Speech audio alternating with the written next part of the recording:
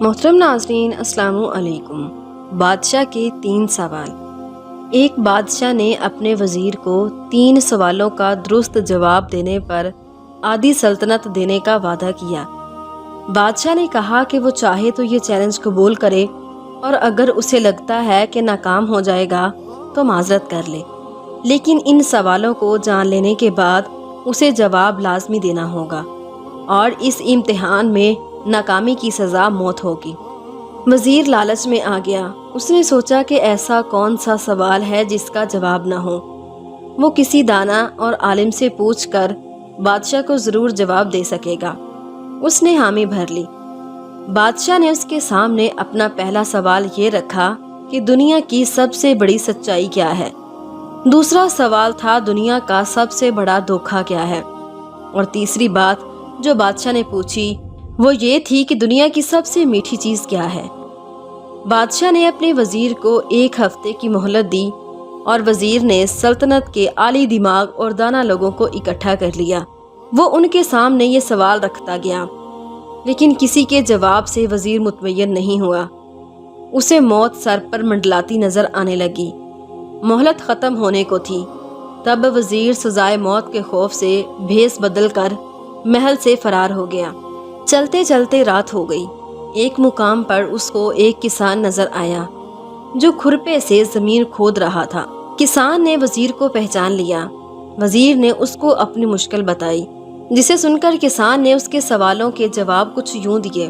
اس نے پہلے سوال کا جواب دیا، دنیا کی سب سے بڑی سچائی موت ہے۔ اس طرح دوسرا جواب تھا، دنیا کا سب سے بڑا دھوکہ زندگی ہے۔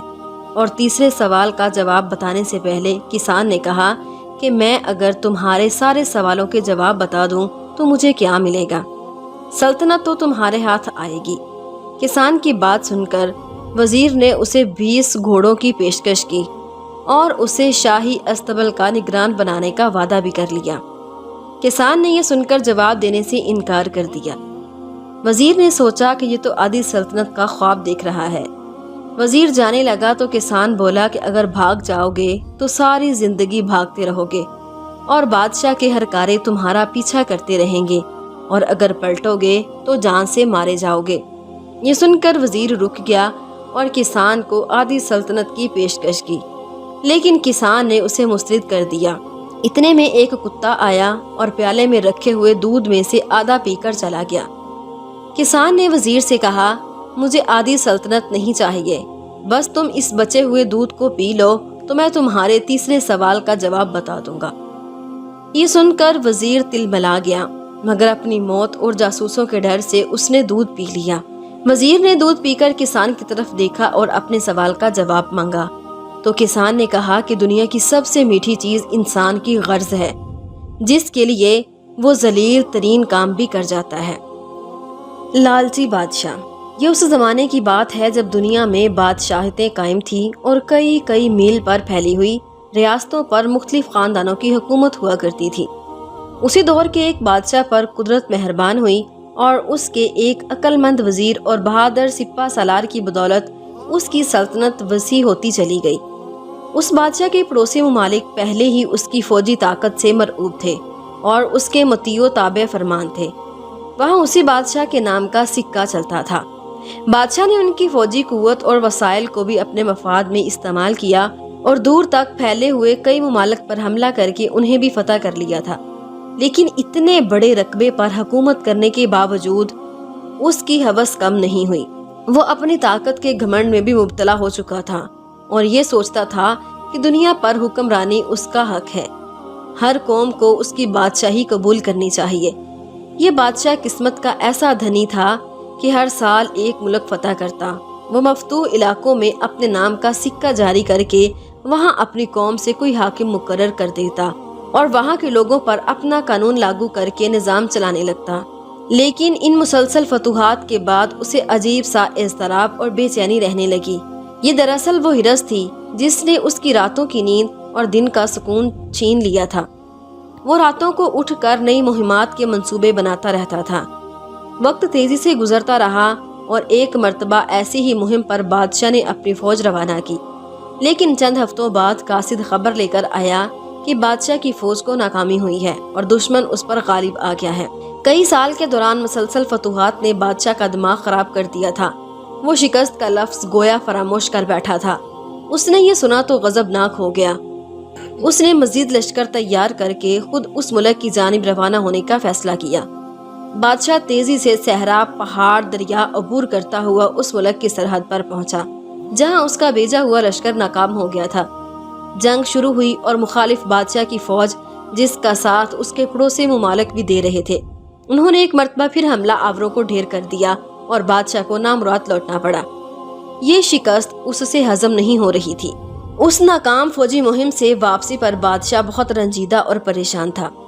ایک روز وہ اپنی بیوی سے باتیں کر رہا تھا، جس نے کہا کہ وہ ایک بزرگ کو جانتی ہے جس کی دعا سے وہ دوبارہ میدان جنگ میں کامیاب ہو سکتا ہے۔ بادشاہ نے اس بزرگ کو دربار میں طلب کیا، مگر بزرگ نے آنے سے انکار کر دیا اور کہلوا بھیجا کہ جسے کام ہے وہ مجھ سے میری کٹیا میں آ کر خود ملے۔ قاصد نے بادشاہ کو بزرگ کی یہ بات بتائی تو بادشاہ برہم ہو گیا، مگر اس کی بیوی نے سمجھایا کہ وہ بہت پہنچے ہوئے ہیں اور ایسے لوگوں کا احترام کرنا چاہیے۔ ایک روز بادشاہ اپنے چند مصاحبوں کو لے کر فقیر کی کٹیا پر حاضر ہوا۔ سلام دعا کے بعد اس نے اپنا مدعا بیان کیا۔ بزرگ نے اس کی بات سنی اور کہا کہ میں تجھے حکومت اور قومیں فتح کرنے کا کوئی گر تو نہیں بتا سکتا، مگر ایک ایسی بات ضرور تجھ تک پہنچا دینا چاہتا ہوں جس میں سراسر تیری فلاح اور بھلائی ہے۔ بادشاہ کو غصہ تو بہت آیا، مگر اس پر فقیر کی بے نیازی اور روب قائم ہو چکا تھا۔ اس نے سوالیہ نظروں سے دیکھا تو بزرگ نے کہا، اللہ کا ایک بندہ آدھی روٹی کھا لیتا ہے اور آدھی دوسرے بھوکے شخص کو دے دیتا ہے، مگر ایک بادشاہ کا یہ حال ہوتا ہے اگر دنیا کے بڑے حصے پر قبضہ کر لے تب بھی اس کو باقی دنیا پر قبضہ کرنے کی فکر سوار رہتی ہے۔ تجھے چاہیے کہ جو مل گیا ہے تو اس پر اکتفا کر، اور اگر دل کو ہوس سے پاک کرنا ہے تو کچھ تیری ضرورت سے زائد ہے اسے تقسیم کر دے۔ یہ کہہ کر بزرگ نے بادشاہ کو کٹیا سے نکل جانے کا اشارہ کیا اور بادشاہ محل لوٹ گیا، لیکن وہ جان گیا تھا کہ یہ بے اطمینانی اور اضطراب اسی وقت ختم ہو سکتا ہے جب وہ ہرس چھوڑ دے اور خواہشات کو ترک کر کے کانے ہو جائے۔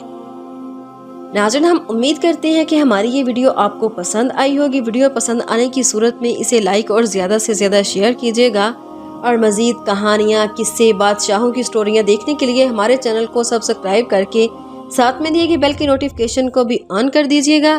پھر ملتے ہیں ایک نئی ویڈیو کے ساتھ، تب تک کے لیے اللہ نگہبان۔